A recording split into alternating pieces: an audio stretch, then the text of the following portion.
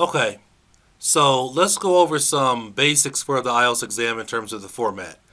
I know most of you probably have a general idea of how the exam is structured, but I'm going to briefly go over a few things about the IELTS exam in terms of format so that everybody's on the same page as they're going through this course. Number one, let's look at the format itself. Well, as you know, we go through 4 equal parts. You do the reading first, then the listening and the writing, and your speaking is done separately. You're going to be able to get a score of 0 to 9 for each section of the exam. The exam takes about 3 to 3.5 hours. And keep in mind, this is very important. They are testing your English ability, not your intelligence. Okay? They're testing your English ability. It's an English test. So a lot of times students are confused about, well, I don't know a lot about the reading passages that they're talking about. I don't have a lot of background knowledge. Background knowledge is not required, but you do have to have good English to be able to get a really good score. So that's what you need to be able to know. In terms of the academic reading, the reading is going to be covered over with 40 questions.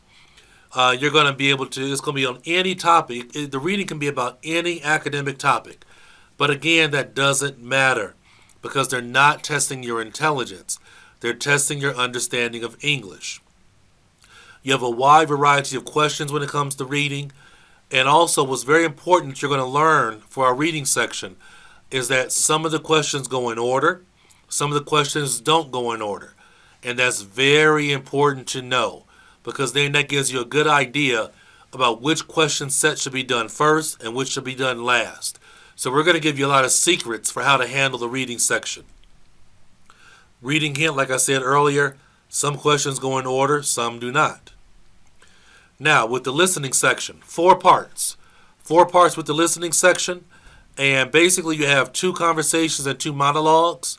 Also, when it comes to the listening section of the exam, the test gets progressively more difficult. Meaning section 1 is very easy. It's for babies. It's the baby section. I call it the baby section. Very, very easy. Very, very easy.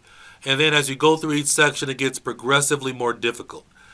And for the listening section, there are basically only 2 types of questions. Multiple choice, fill the blank.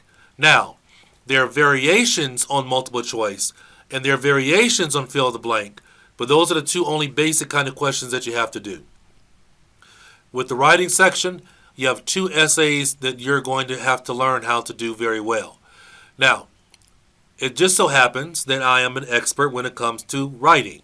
So I'm going to be able to tell you exactly the format and structure and plan, a template, for how to be able to do the essay, the graphical essay, task number 1. And then also teaching you exactly how to write an IELTS task 2 essay. I'm going to tell you the specific format and structure that the grader is looking for. This way, you're going to be able to get a high score in terms of your writing. Task number 1, like I said earlier, it's a graphical essay. All right, and you have to be able to explain the information in the graph. Task number 2 is a basic independent essay. I'm going to teach you how to do it in 4 paragraphs. 4 strong paragraphs, and I'm going to be able to tell you exactly what the grader is looking for when it comes to task number 2. Finally, the speaking section.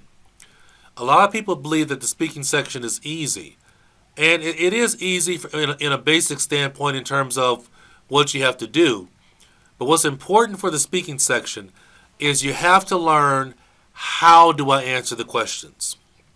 You can't just answer the question. It's all about how you answer the question because you have to answer the questions in a way that the grader is going to be able to give you a high score. If you don't answer in the right format, in the right structure, it's going to get you a high score of 7, 8, or 9 in speaking. You are not going to get that score. And we're going to teach you how to do that. So, that is just a little bit about the IELTS exam test format. And I look forward to teaching you in the rest of the course. Thanks a lot.